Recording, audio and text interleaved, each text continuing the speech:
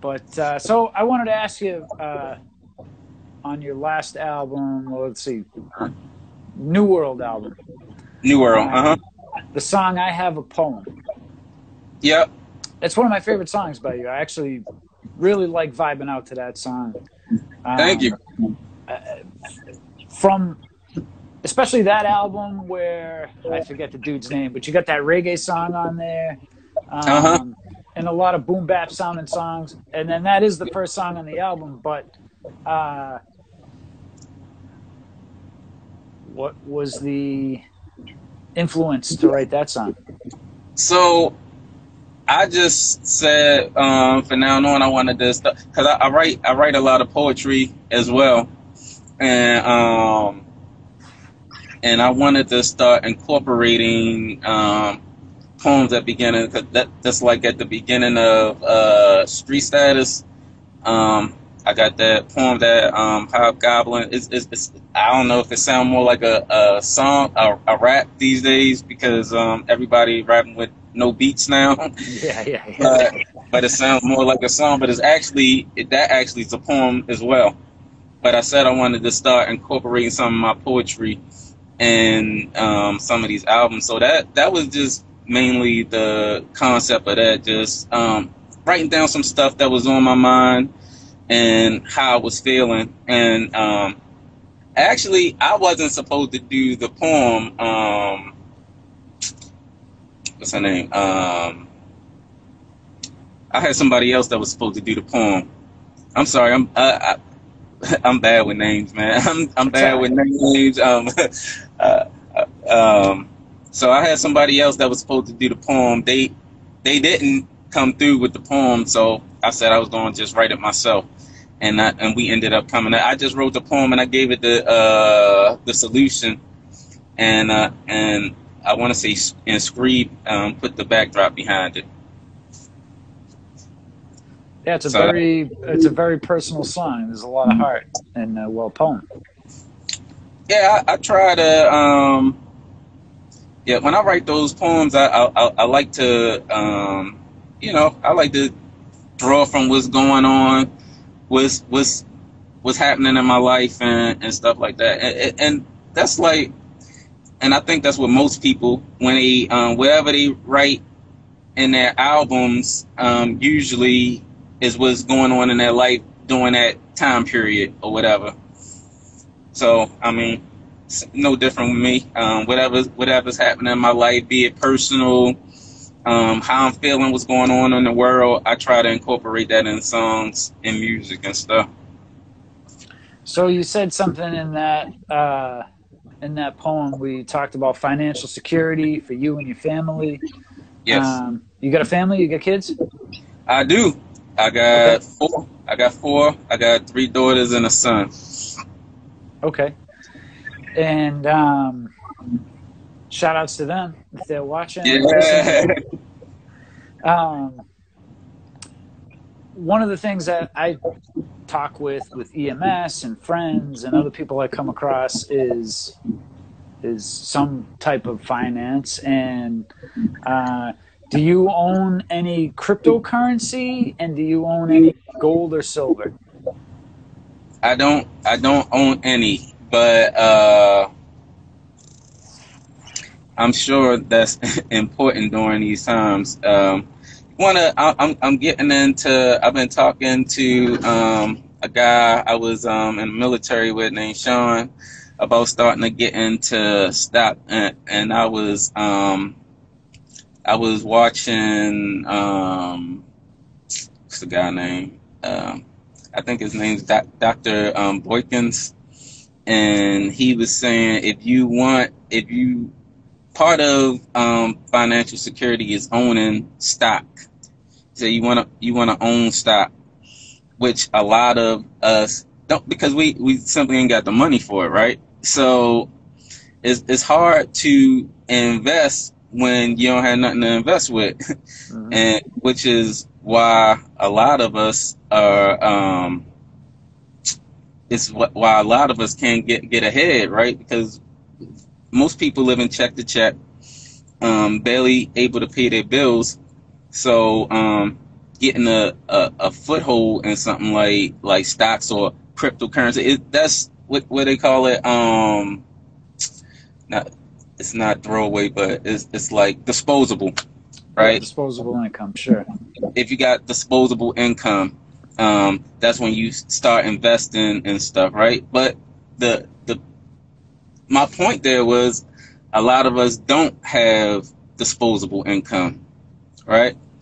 We ain't got the background. We don't have the family heritage. We don't have the means to go to schools, and a lot of times, even through the programs and stuff that they give a lot of people, it's hard to get there, right? Because we working 24/7 now. Sure. And even with the online, even with the access to online schools now, you come home from working 2 or 3 jobs trying to make ends meet. Who has time to get on the internet and go to school, right? So that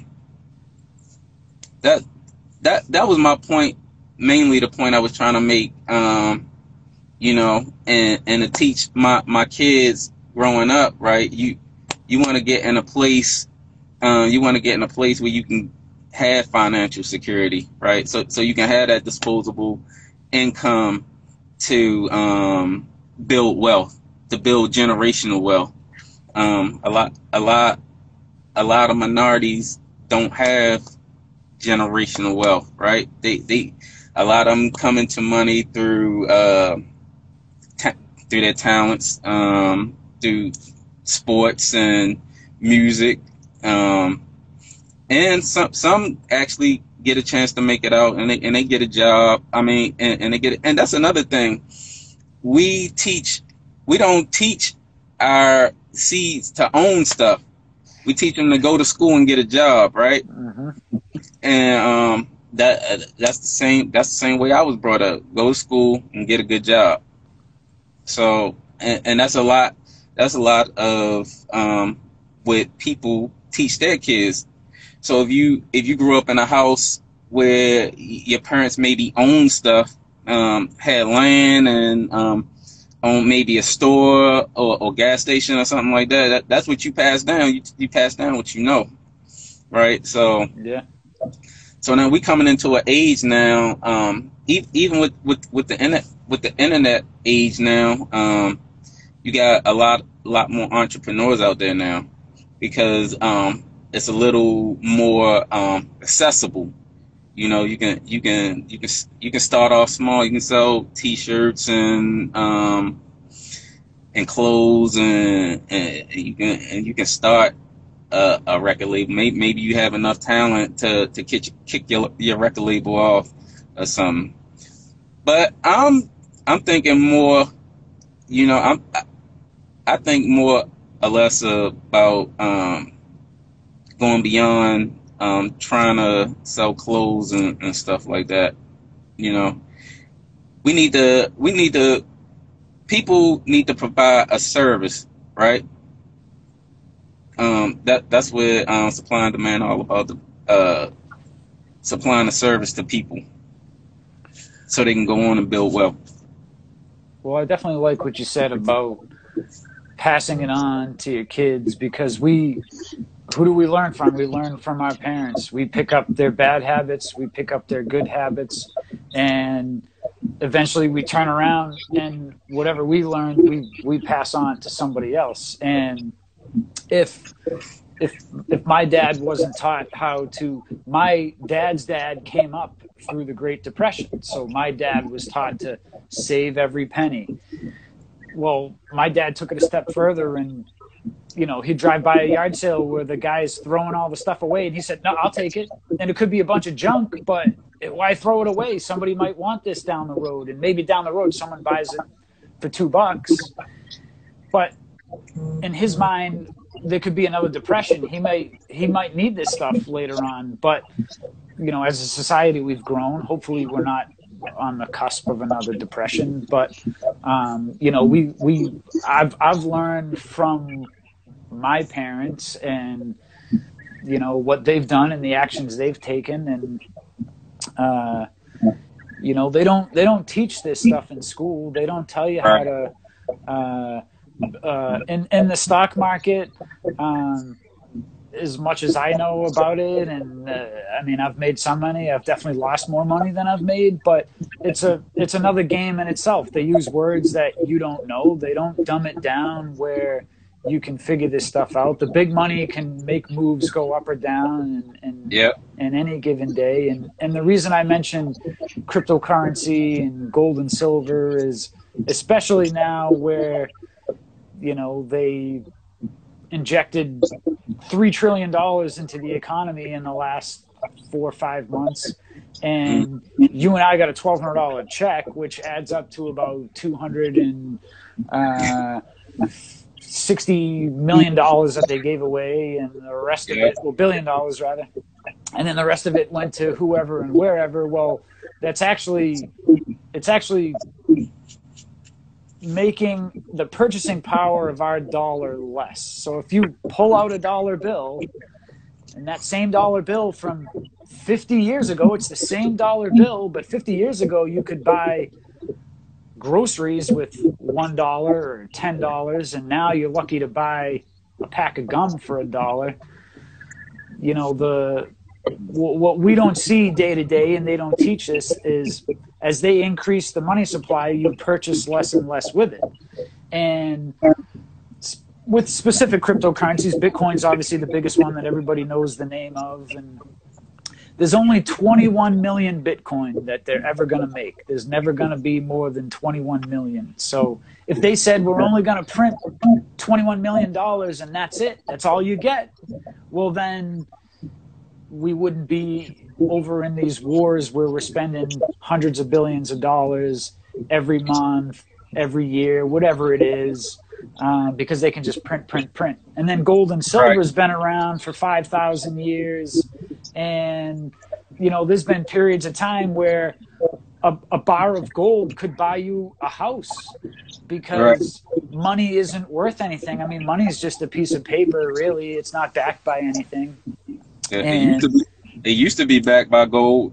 It used to be backed by gold and silver. You would get a gold certificate. You would get it was a receipt. You would go to the bank and you would exchange that piece of paper for physical money. That's what money is. Anything that's a piece of paper is just currency. It's not real money. Right.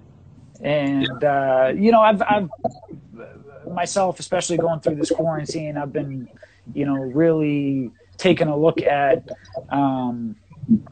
you know, if they can just print money, why do we even have to pay taxes? Number one, because if they just giving away money and just making it up, then what, you know, why do I got to file every year? And so how can we avoid their system? And cryptocurrency is your own bank account on your phone. You know, certainly it can be hacked, but it's not hacked like someone's gonna sit across the table from you and try and hack in your phone. No, they're gonna guess your passcode, or they're gonna call your wife and pretend they know you and ask for your birth date or your social security number or something like that. That's how they're going to engineer their way into it. But when you can have a bank account on your phone, and you and I can have a transaction where, you know, you sell me X worth 0.00 whatever Bitcoin, and I just send it right to you, and no government gets their tax.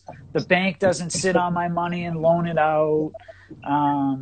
You know, it's really something in the last few months, and even the last few years. I mean, Bitcoin's at $9,000 for one coin right now, and I first learned of Bitcoin when it was hundreds of dollars, and of course, I didn't act until it was worth thousands of dollars. Right. And that's what I was about to say. You said one coin is worth $9,000.